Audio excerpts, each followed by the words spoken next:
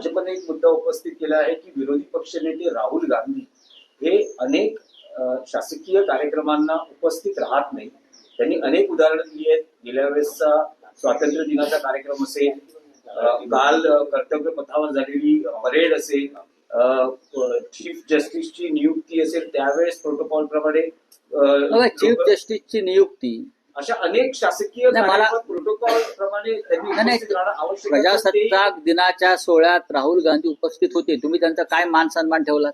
भारतीय जनता पक्षानं उगा तांडव करू नये. स्वातंत्र्य दिनाच्या प्रजासत्ताक दिनाच्या सोहळ्यात मल्लिकार्जुन खरगे आणि राहुल गांधी हे दोन विरोधी पक्षनेते उपस्थित होते. तुम्ही त्यांना ऐरे गैरे पहिल्या रांगेत मंत्री आणि मंत्र्यांचं कुटुंब असेल, अमुक असेल, आणि गांधी कुटुंबाचा प्रमुख माणूस, ज्या गांधी कुटुंबाने देशासाठी महान त्याग आणि बलिदान केलेलं आहे, राहुल गांधी विरोधी पक्षनेते आहेत लोकसभेचे. तुम्ही त्यांना मागच्या रांगेत बसवता आणि काय तुम्ही प्रोटोकॉलच्या गोष्टी करता. तुम्ही